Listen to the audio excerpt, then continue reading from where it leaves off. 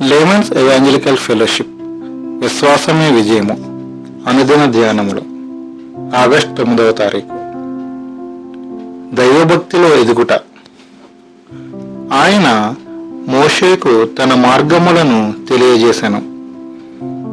ఇశ్రాయేలు వంశస్థులకు తన క్రియలను కనపరిచెను. కీర్తనల గ్రంథము 103వ అధ్యాయము 7వ వచనము.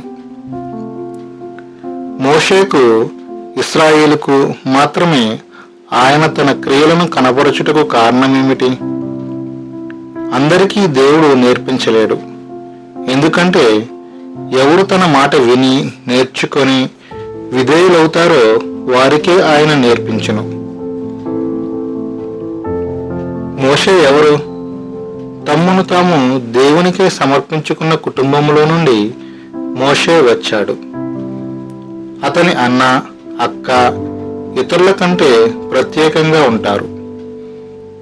తన ఉద్దేశాలకు అనుగుణంగా వారిని సిద్ధపరచుచున్నాడు. దేవునిపై ఆ కుటుంబానికి ఉన్న విశ్వాసపు మెట్టు చాలా గొప్పది. తల్లిదండ్రుల విశ్వాస జీవితము చాలా ప్రాముఖ్యము. మన జీవితం విశ్వాసమయమై పిల్లలు సైతం విశ్వాసాన్ని ఎక్కువ చేసేవారిలా ఉండాలి. మోషే తల్లిదండ్రులు చాలా ప్రత్యేకమైన వారు. మోషే లాంటి బిడ్డను దేవుడు అనుగ్రహించే విధంగా వారుండరి. అతనిని దేవుడు గమనిస్తూ నేనెక్కడికి ప్రవక్తను పంపాలి అనుకున్నాడు. తల్లిదండ్రులు జాగ్రత్తగా దేవుణ్ణి వెదికేవారై భయముతోనూ వణుకుతోనూ ఆయన మార్గాలలో నడిచేవారై ఉన్న ఎడల గొప్ప వ్యక్తులను దేవుని కొరకు పెంచగలుగుతారు.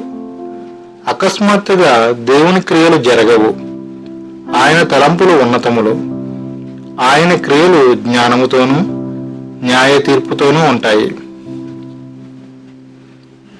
దేవుని నిత్యము మోషే కలుసుకొనుట వలన ఆయన సన్నిధి అతనిని 120 సంవత్సరముల వయసు వరకు ఆరోగ్యంగా ఉంచినది. ఫరో రాజు భవనమందున్నను మోషేకు తన తల్లి నేర్పించిన సత్యాలను మరిచిపోలేదు. ఈ లోకరీత్యా గొప్పవిగాను దేవుని దృష్టిలో గొప్పవి కానివిగాను ఉన్న వాటిని నీవు విలువగా ఎంచుచున్నావు. కాబట్టి దేవుడు తన్ను తాను నీకు ప్రత్యక్షపరుచుకొనడు.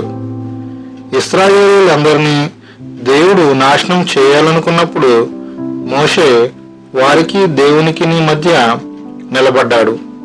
నీ గ్రంథములో నుండి నా పేరును తుడిచిపెట్టము అన్నాడు. ఈ మాటలను బట్టి మోషేకు తన గొప్ప ప్రత్యక్షతనివ్వడానికి దేవుడు అతనిని ఎన్నుకున్నది న్యాయమైనదని అనిపిస్తుంది. బాప్తిసమిచ్చే యోహాను ఎక్కడికి పంపాలి? ఏ యాజకుని ఇంటిలోనికైనా అతనిని పంపగలడా?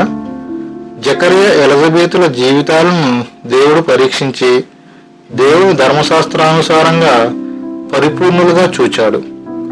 వారు యథార్థవంతులు.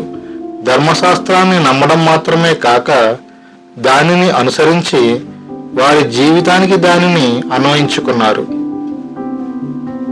ఎన్ దానియేలు గారు.